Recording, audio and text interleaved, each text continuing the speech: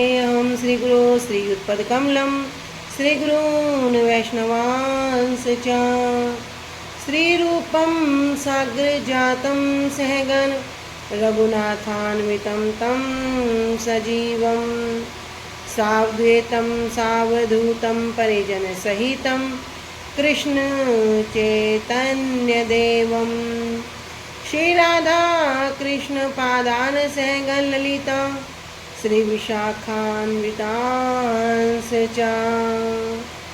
गुरुवे गौरचंद्राय राधिकाय तदालये कृष्णाय कृष्ण भक्ताय तद्भक्ताय नमो नमः। नमो विष्णुपादाय कृष्ण प्रेष्ठाय भूतले श्री श्रीमद्भक्तिवेदांत श्री श्रीधर गोस्वामीति नामिने। नमो ओम गुरुदेवाय धीमते सौम्य मूर्तये श्री श्रीमद् भक्ति सिरूप सिद्धांति प्रभवे श्री महात्मने। नमो विष्णुपादाय श्री राधिकाय प्रियात्मने श्री श्रीमद् भक्ति वेदांत श्री नयन गोस्वामीति नामिने।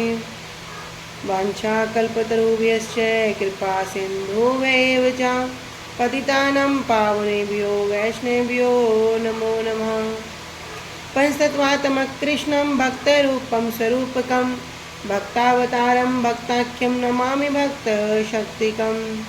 श्री कृष्ण चैतन्य प्रभु नित्यानंदा श्री अद्वैत गदाधर श्रीवासादि गौर भक्ता वृंदा। हरे कृष्णा कृष्णा कृष्णा हरे हरे, हरे राम राम राम हरे हरे। सर्वप्रथम मेरे गुरुदेव परम आराध्यतम जय ओम विष्णुपाद अष्टोत्तर शत श्री श्रीमद् भक्ति वेदांत श्री श्रीधर गोस्वामी महाराज जी के श्री अभय चरण सरोज में अनंत कोटि दंडवत प्रणाम ज्ञापित करती हूँ। तदुपरांत मेरे परम गुरुदेव नित्य लीला प्रविष्ट ओम विष्णुपाद अष्टोत्तर शत श्री श्रीमद् भक्ति वेदांत भक्ति श्री रूप सिद्धांति गोस्वामी महाराज जी एवं नित्य लीला प्रविष्ट ओम विष्णुपाद अष्टोत्तर शत श्री श्रीमद् भक्ति वेदांत श्री नारायण गोस्वामी महाराज जी के श्री अभय चरण सरोज में श्रद्धा पुष्पांजलि अर्पण करते हुए उनसे अहेतु कृपा की वांछा करती हूँ। उपस्थित वैष्णव जन भक्तवृंद सभी को यथा योग्य दंडवत प्रणाम स्वीकार हो। सभी को हरे कृष्णा दंडवत प्रणाम। हरे कृष्णा दीदी दंडवत प्रणाम। दंडवत प्रणाम सभी को। श्री गुरुदेव की अहेतु कृपा से हमारा जो ग्रंथ चल रहा है उसका नाम है श्री श्री चैतन्य चैतामृत। श्री श्री चैतन्य चैतामृत ग्रंथ के अंतर्गत हम मध्य लीला 15वां अध्याय और प्यार संख्या आ चुके हैं 26 पर, पेज संख्या है 4। तो अब तक हमने श्रवण किया कि नंद उत्सव का दिन आ गया। जो जन्माष्टमी से अगले दिन नंद उत्सव पड़ता है, तो नंद उत्सव का दिन है, तो सभी जितने भी भक्त लोग हैं और स्वयं महाप्रभु हैं, सबके सब गोप वेश में उपस्थित हैं। सबने गोप वेश को धारण कर लिया और सब दूध और दही से भरे पात्रों को लेकर जा रहे हैं। महाप्रभु तो स्वयं उनको उठाकर अपने कंधे पर रखकर ले जा रहे हैं और सबको हरि बोल करते हुए जा रहे हैं। इधर जो कानाई खूटिया जी हैं वो तो नंद बाबा बने और जगन्नाथ महाती जो है वो यशोदा मैया बने। तो जब इस प्रकार वहाँ लीला हो रही है तो महाप्रभु सब अपने भक्तों को साथ लेकर वहाँ पर पहुँच गए। किंतु अद्वैताचार्य जी क्या करते हैं, भगवान की जो गोप वेश है उस लीला को प्रकाशित करते हैं। तब अद्वैताचार्य जी कहते हैं कि मैं तो एक बस सत्य बात कहता हूँ, किंतु आप क्रोध नहीं करिएगा। क्यों? क्योंकि जो गोप होते हैं, गोप क्या होते हैं, कह रहे यदि आप गोप हैं तो लाठी को क्या करो, घुमाकर दिखाओ। यदि आप लाठी को घुमाकर दिखा दोगे तब मैं आपको मान जाऊंगा कि आप गोप हैं। इस प्रकार जब अद्वैताचार्य जी कहते हैं तब महाप्रभु क्या करते हैं, एक लाठी को लेते हैं और लाठी को घुमाने लगते हैं। कभी आकाश में फेंकते हैं तो नीचे आने पर उसको पकड़ लेते हैं। महाप्रभु कभी अपने सिर के ऊपर से उसको घुमाते, कभी अपने सामने से घुमाते, कभी अपने पीछे से घुमाते, कभी दाहिनी ओर से, कभी बाईं ओर से, कभी दोनों पैरों के नीचे से घुमाते और इस प्रकार घुमाते जिस प्रकार अलात चक्र हो।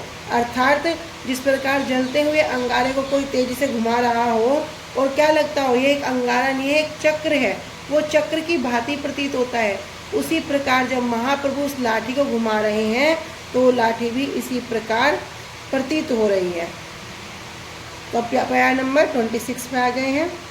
एई मत नित्यानंद फिराए लगुड़ के बुझिबे तहा द्वार गोप भाव गुण। एई मत, इस प्रकार ही नित्यानंद प्रभु भी क्या कर रहे हैं, फिराए लगुड़, लाठी को फिरा रहे हैं।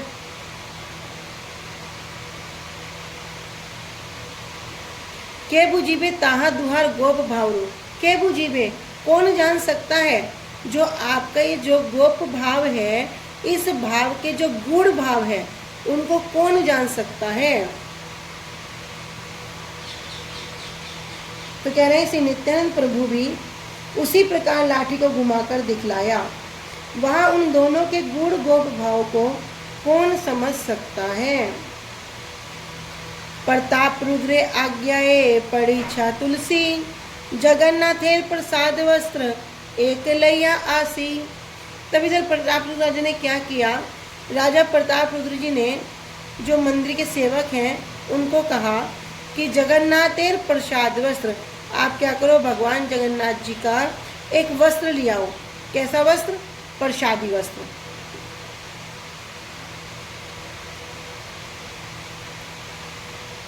बहुमूल्य वस्त्र प्रभु मस्तके बांधिल आचार्य आदि प्रभुर गनेरे पराइल। कह रहे वस्त्र कैसा है, बहुमूल्य, अनमोल है, बहुत मूल्यवान है। ऐसे वस्त्र को प्रभु मस्तके बांधिल, महाप्रभु के सिर पर बांध दिया। और जितने भी सब लोग थे वहाँ पर, आचार्य आदि जितने भक्त लोग थे, सबको भी क्या किया, चैतन्य महाप्रभु ने जो उनकी प्रसादी है, उस प्रसादी के जो टुकड़ा है उनको बांध दिया। तो महाराज प्रताप रुद्र की आज्ञा से तुलसी परीक्षा श्री जगन्नाथ देव का एक प्रसादी वस्त्र ले आए।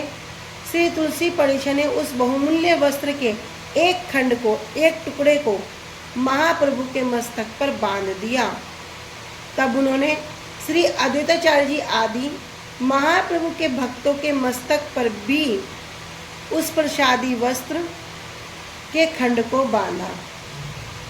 अर्थात जितने भी वहाँ पे अद्वैताचार्य जी, जितने भक्त लोग गए थे, काशी मिश्र जी, सार्वभौम भट्टाचार्य जी, सबके मस्तक पे क्या किया, वस्त्र को बांध दिया।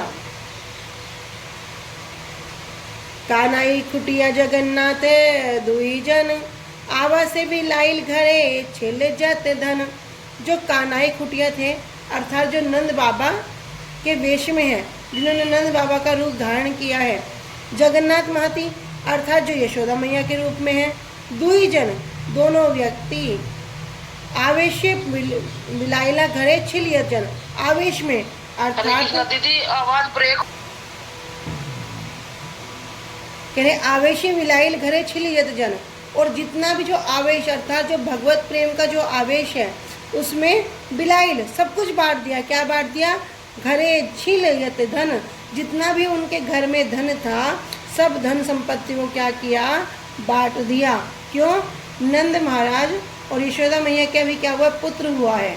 और ये कानाई खुटियाँ हैं और जगन्नाथ जी हैं, जगन्नाथ महती, ये कौन बने हैं, ये नंद बाबा और यशोदा मैया के रूप में ही हैं। तो उसी आवेश में, प्रेम रूपी आवेश में जितना भी घर में इनके धन था सब धन को इन्होंने बांट दिया। श्री कानाई खुटिया और श्री जगन्नाथ महती जिन्होंने नंद, श्री नंद और श्री यशोदा जी के वेश को धारण किए थे, उस आवेश में उनके घर में जितना भी धन था, नंद उत्सव के उपलक्ष्य में उन्होंने वे समस्त धन बांट दिया। देखी महाप्रभु बड़े संतोष पाइला माता पिता ज्ञाने दुहे नमस्कार कैला। देखी महाप्रभु बड़ संतोष पाइला। जब महाप्रभु ने इस प्रकार देखा तो महाप्रभु बड़े संतुष्ट हुए।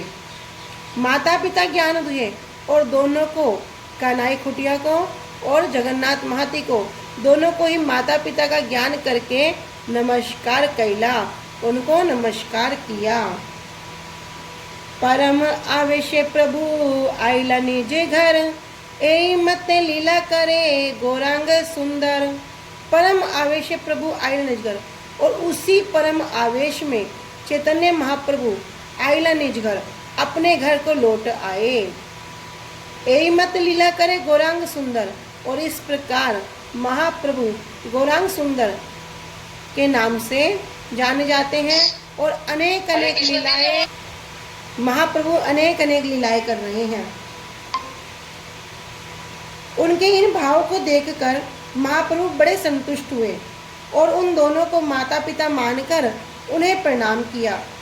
तब उस परम आवेश में महाप्रभु अपने वास स्थान पर आ गए। श्री गौरांग सुंदर इस प्रकार लीला करे, अनेक अनेक सुंदर सुंदर मधुर मधुर लीलाएं करते हैं। फिर कौन सी लीला करेंगे अभी आगे? अभी कह रहे हैं विजयादशमी लंका विजय दिने, वान्य सैन्य केले प्रभु लैया भक्त गणे। अब जो अगली लीला है कह रहे विजयदशमी। विजयदशमी अर्थात दशहरे के दिन, लंका विजय दिने कि लंका विजय के दिन अर्थात लंका पर विजय पाने के उत्सव वाले दिन, वानर सैन्य कैला प्रभु लैया भक्तगण, अपने सभी जो उनके सेवक हैं सबके साथ क्या कर रहे हैं? सबको बड़े सुंदर वानर वेश में सजा दिया। हनुमान आवेशे प्रभु वृक्ष शाखा लैया, लंका गड़े चले फैले लंका भंगिया।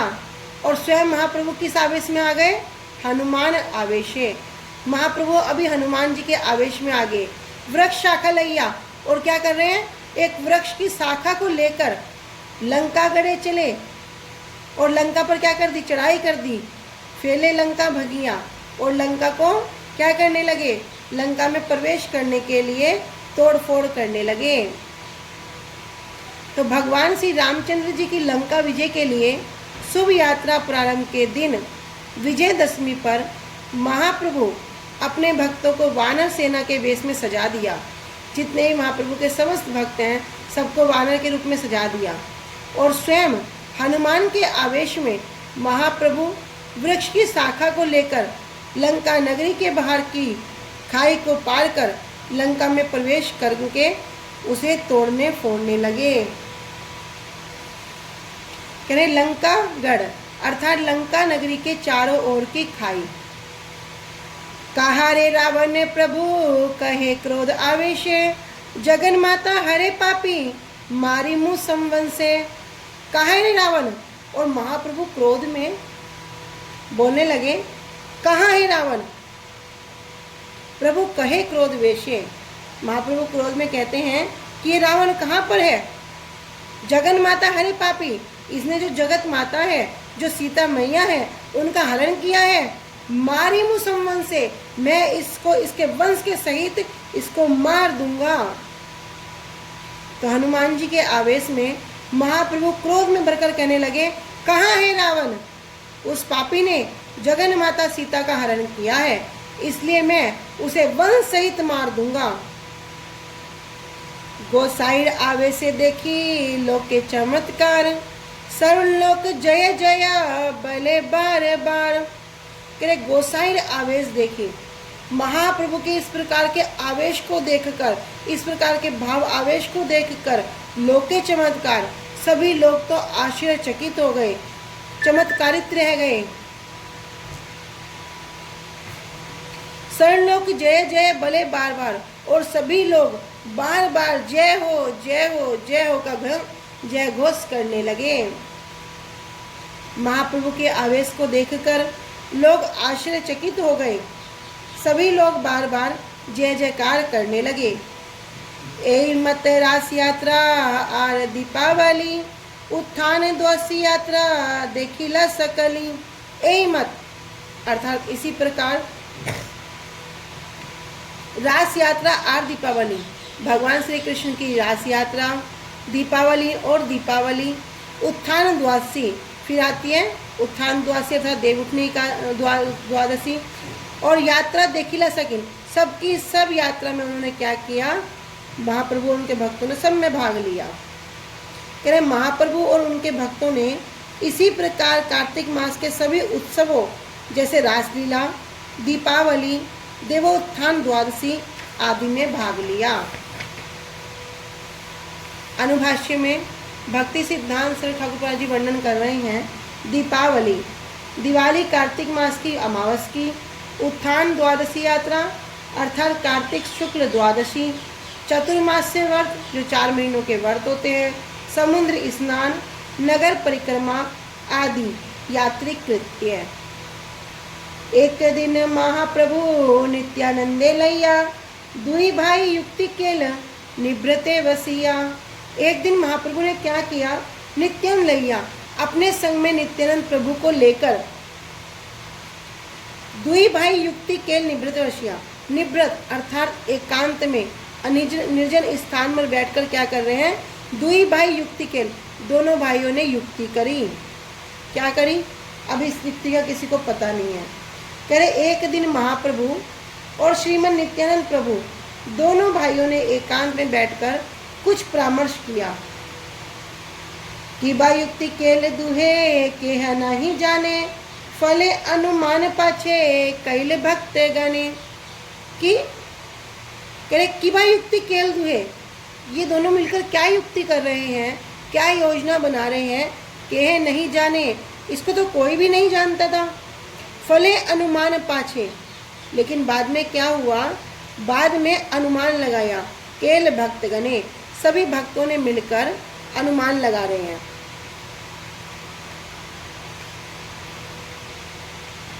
उन दोनों ने क्या परामर्श किया, इसे कोई नहीं जान सका, परंतु बाद में भक्तों ने उसके फल से उसका अनुमान लगाया। तबे महाप्रभु सब भक्ते बोला इल, गोड़ दे से जाए सबे विदाई करिल। अब महाप्रभु क्या कर रहे हैं, सब भक्ते बोला इल, सब भक्तों को बुला लिया और सब भक्तों को बुलाकर क्या कह रहे हैं, गोड़ दे से जाए सबे विदाई करिल, और सब भक्तों को गोड़ देश जाने के लिए विदा करने लगे। सबारे कहिल प्रति वत्सर आसिया, गुंडीचा देखिया जाबे हमारे मिलिया। और सबारे कही, सबसे कहते हैं प्रति वत्सर आइया, आप क्या करना, प्रति वत्सर अर्थात प्रत्येक साल आना। क्या करना, गुंडीचा देखिया, गुंडीचा मंदिर की जो दर्शन है उनको देखना, और जाबे हमारे मिलिया, और सबके सब मुझसे आकर मिलना। तब महाप्रभु ने सभी भक्तों को बुलवाया और गोड़ देश जाओ कहकर सबको विदाई दी। महाप्रभु ने सभी भक्तों से कहा, तुम सब प्रत्येक वृक्ष आना और मेरे साथ गुंडीचा अर्थात रथ यात्रा के दर्शन करना।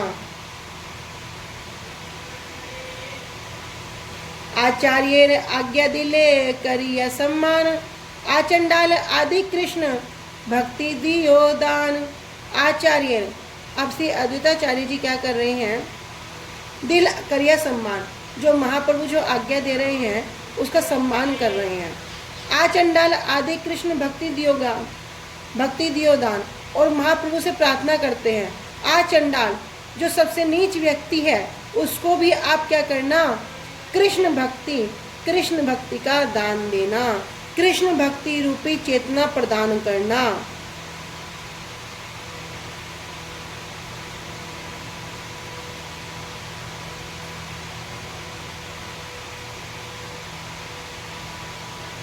महाप्रभु ने श्री अद्वैताचार्य जी का सम्मान करते हुए आज्ञा दी, आप ब्राह्मण से लेकर चंडाल आदि तक सभी को कृष्ण भक्ति का दान करना। तो चैतन्य महाप्रभु अद्वैताचार्य जी कह रहे हैं कि आप अधम से अधम व्यक्ति अर्थात चाहे वो चंडाल ही क्यों ना हो, उसको भी कृष्ण भक्ति रूपी चेतना प्रदान करना।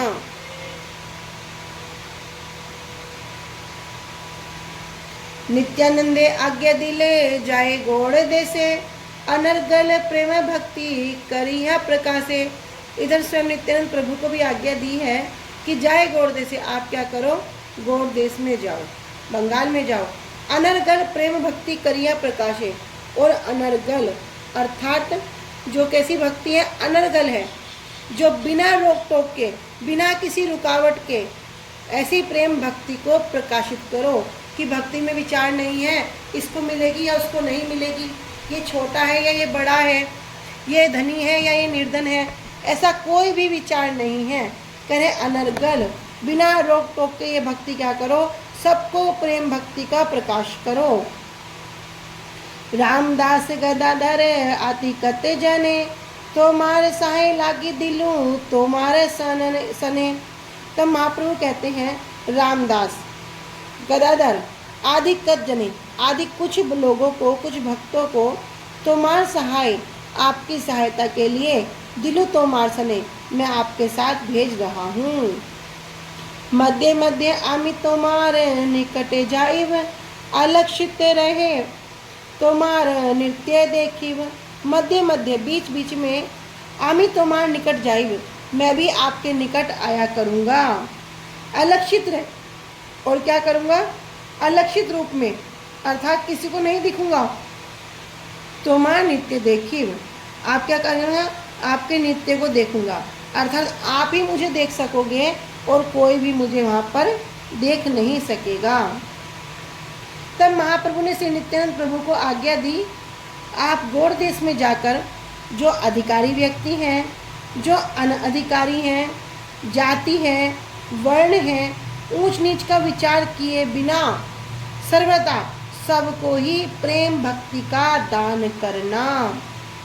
मैं रामदास गदाधर आदि कुछ भक्तों को आपकी सहायता के लिए आपके साथ भेज रहा हूँ। बीच बीच में भी आपके निकट जाऊंगा और अलक्षित रूप में रहकर आपके नृत्य को देखूंगा। तो यहाँ पर अमृत प्रवाह में कह रहे हैं गदाधर आर्यधा व्यासी गदाधर दास। अनुभाष्य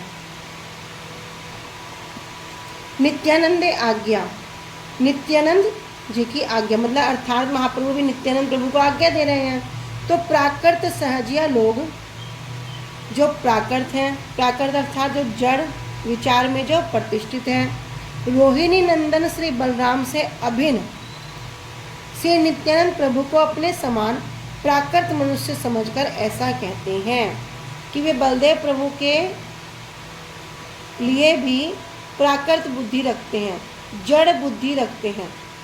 जड़ बुद्धि क्या, मृत्य बुद्धि। मृत्य बुद्धि रखने से क्या होगा, अपने समान रखेंगे, अरे ये कौन सा भगवान है, ये भी तो हमारे जैसे हैं, ये खाते हैं, पीते हैं, सोते हैं। इस प्रकार वे गुरुदेव के प्रति बुद्धि रखते हैं। नित्यानंद प्रभु कौन है, अखंड गुरु तत्व। और स्वयं कृष्ण उद्धव जी से कहते हैं ना, आचार्य माम विजान्यान नाम मन्येत कहिर्चित नम्रत बुद्धिया श्वेत श्रव देवमयो गुरु। कि भैया कभी भी स्वयं भगवान कृष्ण उद्धव से कहते हैं, उद्धव कभी भी आचार्य के प्रति मृत बुद्धि नहीं करना, आचार्य को मेरा ही स्वरूप समझना। यदि कोई आचार्य के प्रति, गुरुवर्गों के प्रति मृत्य बुद्धि रखता है, अरे गुरुदेव भी तो बीमार पड़ते हैं, हम भी पड़ते हैं, गुरुदेव को भी तो भूख लगती है, हमें भी लगती है, गुरुदेव भी तो साधारण है, हम भी साधारण है, जब कोई इस प्रकार बुद्धि करेगा तो भैया उसका मरना निश्चित है। तो इसलिए भगवान कृष्ण स्वयं कहते हैं उद्धव जी से, न मृत बुद्धिया, गुरुवर्गों के प्रति कभी भी मृत बुद्धि नहीं रखनी चाहिए। तो यहाँ पर क्या कह रहे हैं, जड़ बुद्धि, मृत बुद्धि, अर्थात अपने समान प्राकृत मनुष्य समझकर ऐसा कहते हैं। क्या कहते हैं कि जो महाप्रभु ने नित्यानंद प्रभु को भेजा है, क्यों भेजा है, अपने वंश की रक्षा करने के लिए। नीलाचल से उनको गौड़ देश भेज दिया।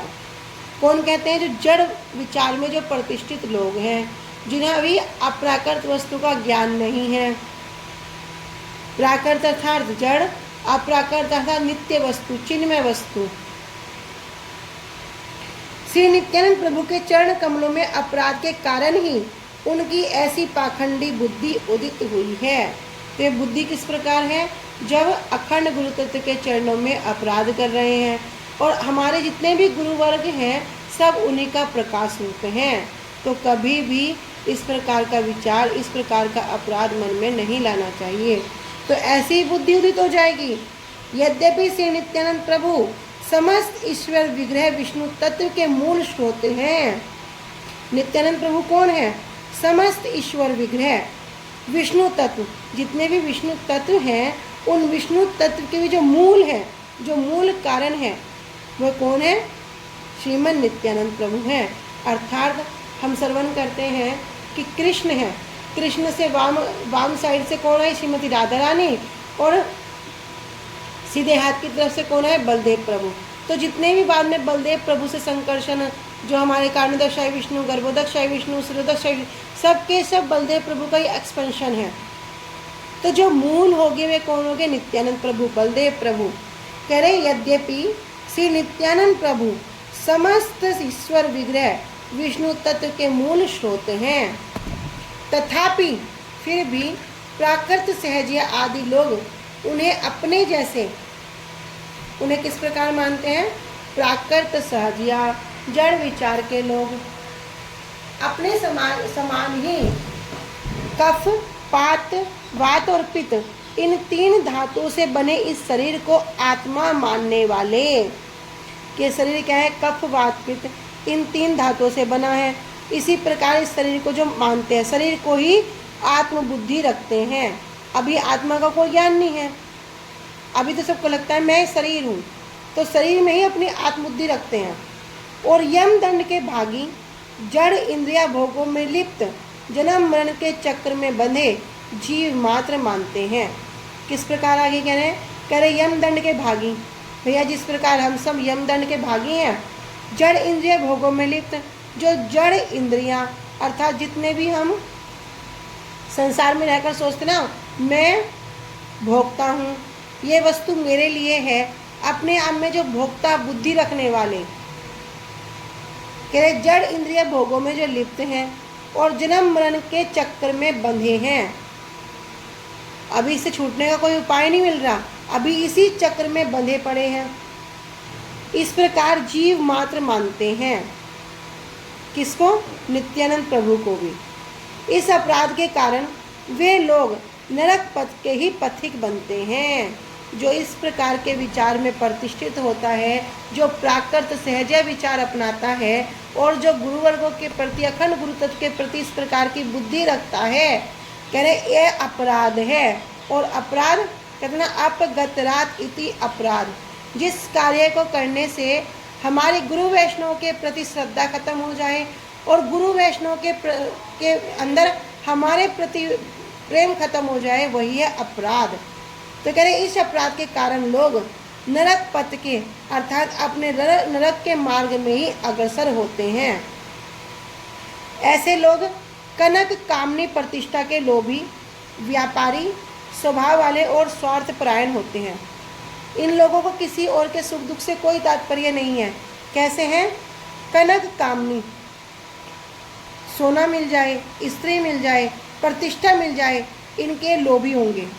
व्यापारी स्वभाव वाले होंगे, जहाँ भी देखेंगे अपना व्यापार करेंगे, कहाँ से हमें क्या प्रॉफिट हो सकता है, किससे बात करने से हमारा क्या लाभ हो सकता है, और हम इससे अगर बात कर रहे हैं तो बिना अपने स्वार्थ के उससे कहीं भी बात नहीं करेंगे।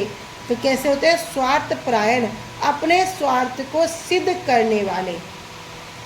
अगर किसी की तारीफ कर रहे समझ लो भैया बड़ा स्वार्थ है। तो संसार में तो यदि देखते हैं सब जगह स्वार्थ ही स्वार्थ है। वे अज्ञानी लोगों को ठगने के अपने व्यवसाय का, जो अज्ञानी लोग हैं उनको क्या करते हैं? उनको ठगते हैं। दुर्भावना के कारण सर्वथा निंदित धर्म का अन्य और अशास्त्रीय विचार से समर्थन करने का सुयोग ढूंढते हैं। दुर्भावना के कारण सर्वथा निंदित स्त्री संग की लालसा और गृहव्रत अथवा गृह मेदी धर्म का अन्य और अशास्त्रीय विचार से समर्थन करने का सुयोग ढूंढते हैं। तो क्या करते हैं? सर्वथा निंदित, जो सर्वथा निंदित है स्त्री संग की लालसा करते हैं, और गृहव्रत, एक होता है गृहस्थ, एक होता है गृहव्रत, एक होता है गृहमेदी। अब यहाँ पर आप विचार करो, यहाँ पर गृहस्थ शब्द का प्रयोग नहीं है। क्या कह रहे? वो गृहव्रती है अर्थात जिसने गृह का ही व्रत ले लिया हो। गृहमेदी है अर्थात जिसकी बुद्धि घर के सिवा कहीं और है ही नहीं। और धर्म का अन्य, इस प्रकार के अन्य क्या करेंगे? अशास्त्रीय, जो शास्त्रों में नहीं है, जो शास्त्रों में जिनको प्रमाणित नहीं किया गया है, ऐसे विचार से समर्थन करने का सुयोग ढूंढते हैं। इसलिए वे अपने उपजाऊ मस्तिष्क में ऐसे शास्त्र विरुद्ध मत को उत्पन्न करके श्री नित्यानंद प्रभु का उदाहरण देते हैं और उनकी ईश्वर चेष्टाओं अर्थात लीलाओं की नकल करते हैं। कह रहे क्या करेंगे, अपने उपजाऊ मस्तिष्क में अभी नए नए विचारों को क्या कर रहे हैं, बना रहे हैं, क्योंकि भैया शास्त्र के अकॉर्डिंग तो बताना नहीं है, शास्त्र से विरुद्ध बताना है। अब शास्त्र में बताया हो तो व्यक्ति क्या करेगा, वहाँ से लेगा और एज इट इज़ बोल देगा। लेकिन अभी क्या करेंगे, नई नई बातों को दिमाग में उपज करेंगे, उसको बनाएंगे। उसी कारण से अपने शास्त्र विरुद्ध मत को उत्पन्न करके नित्यानंद प्रभु का उदाहरण देंगे कि देखो देखो नित्यानंद प्रभु भी इस प्रकार किया है, नित्यानंद प्रभु को देखो। उनकी ईश्वर चेष्टाओं अर्थात लीलाओं की नकल करते हैं। वास्तव में महावदान्य जो महावदान्य हैं श्री नित्यानंद प्रभु, श्री कृष्ण प्रेम दाता जो श्री नित्यानंद प्रभु हैं, ये कृष्ण प्रेम को प्रदान करने वाले हैं। और ये महाप्रभु के अभिन्न अर्थात महाप्रभु में और नित्यानंद प्रभु में कोई भेद नहीं है, अभिन्न है, अभिन्न प्रकाश विग्रह हैं। ब्रह्मा जी ने वंश वृद्धि के द्वारा सृष्टि की रक्षा के लिए रजोगुण आश्रित प्रजापतियों को आदेश दिया था। जब ब्रह्मा जी ने सृष्टि की तो सबसे पहले क्या किया, प्रजापतियों को आदेश दिया। परंतु श्री नित्यानंद प्रभु को वैसे इंद्रिय तृप्ति रूपी कार्य के सहायक के रूप में किसी आदेश की बात किसी प्रमाणिक ग्रंथ में नहीं लिखी है। ब्रह्मा जी को तो ये बोल भी दिया कि क्या करो, सृष्टि करो, तो किससे करे रजोगुण के द्वारा, रजोगुण को धारण करके क्या कर रहे हैं, अभी सृष्टि कर रहे हैं। और क्या करें, प्रजापतियों को आदेश दे दिया। लेकिन नित्यानंद प्रभु के विषय में ऐसा नहीं लिखा कि उन्होंने क्या किया, इस प्रकार कोई सृष्टि की हो। किस लिए, इंद्रिय तृप्ति रूपी अपनी इंद्रिय की तृप्ति करने के लिए। कह रहे ये कहीं भी प्रमाणिक रूप से नहीं है। लेकिन ये जो लोग होंगे, जो प्राकृत सहजिया लोग होंगे, इसमें क्या करेंगे, नित्यानंद प्रभु के उदाहरण देंगे और अपराध करेंगे और अपराध के कारण नरक की ओर अग्रसर होंगे। और हो भी नहीं सकता, पहली बात तो है ही नहीं, और भी क्या करें, हो भी नहीं सकता, क्योंकि वह किसी प्रकार से श्रवण की योग्य नहीं है। यदि किसी को अपनी इंद्रिय तृप्ति करनी है, अपने भोग वांछा को पूरा करना है, तो श्रीमद् नित्यानंद प्रभु ऐसा विचार कभी भी नहीं देंगे। तो इसलिए कह रहे हैं ऐसा हो भी नहीं सकता, क्योंकि भैया ये किसी प्रकार से श्रवण के योग्य है ही नहीं। ऐसी बातों का प्रचार करके कौन प्रचार कर रहे हैं, जो प्राकृत लोग हैं, जो सहजिया लोग हैं, स्त्री संगी हैं, वे लोग स्वयं तो परमार्थ से वंचित होते ही हैं। ऐसे लोग स्वयं तो अपना जो परमार्थ है, जो अपना कल्याण है, जो परम वस्तु है, उससे तो वंचित हो ही जाएंगे। और साथ ही सद असद विवेक से हीन, जो सद वस्तु क्या है, असद वस्तु क्या है, इस प्रकार के विवेक को नहीं जानते, इस प्रकार जिनकी बुद्धि कार्य नहीं करती, जगत की भी वंचना करके जगत में अमंगल ही उत्पन्न करते हैं। तो ये सब जो लोग हैं, ये क्या करेंगे, अपना तो परमार्थिक कल्याण होगा ही नहीं, और जो उनका संग करेंगे, जिनकी भी बुद्धि इतनी परिपक्व नहीं हुई कि सद वस्तु क्या है, असद वस्तु क्या है, वे जब लोग उनका संग करेंगे तो उनका भी अमंगल ही होगा।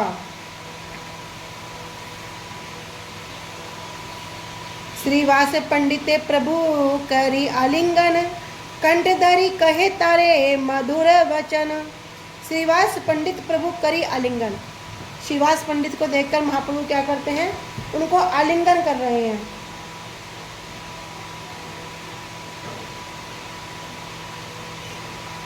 कंठे धरी कहे तारे मधुर वचन, और कंठे धरी गले में बाहें डालकर उनको बड़े मधुर वचन कह रहे हैं। क्या कह रहे हैं, तुम्हारे घर कीर्तने आमी नित्य नाचिब, तुम्हा देखा पाबे आरे केहा ना देखिब। तो महाप्रभु श्रीवास पंडित जी से कह रहे हैं, हम श्रवण करते ना कि महाप्रभु 4 रूप में नित्य 4 स्थानों पर नित्य विराजमान है। तो एक स्थान है श्रीवास पंडित जी का। कह रहे तुम्हारे घरे कीर्तने आमी नित्य नाचिब, मैं आपके घर जब कीर्तन होगा मैं उसमें नित्य ही नृत्य करूँगा। तुम्हें देखा पावे, एक तुम ही मुझे देख पाओगे। आज ना कहा देखिब और कोई भी मुझे नहीं देख पाएगा। महाप्रभु ने श्रीवास पंडित जी को आलिंगन करके उनके गले में अपनी भुजा डालकर उन्हें मधुर वचन कहे कि तुम्हारे घर में होने वाले कीर्तन में मैं नृत्य करूँगा। तुम मुझे नृत्य करते हुए देख पाओगे, अन्य कोई भी नहीं देख पाएगा। तो एक है हमारा श्रीवास आंगन, श्रीवास पंडित जी का घर। एई वस्त्र माता के दिए, एई सब प्रसाद, दंडवत करी अमार, समाइए अपराध।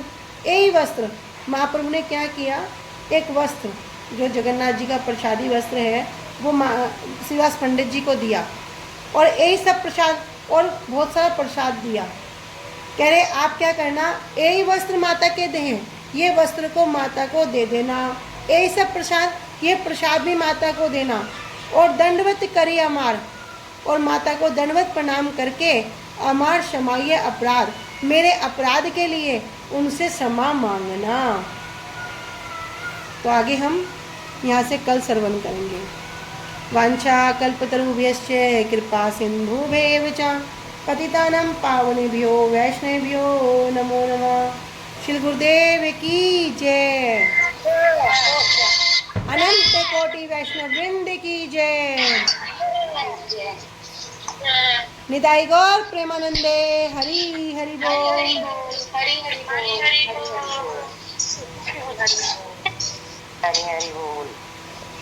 हरे कृष्णा। सबको धन्यवाद प्रणाम। कौन से प्यार तक हुआ है कृष्णा दीदी?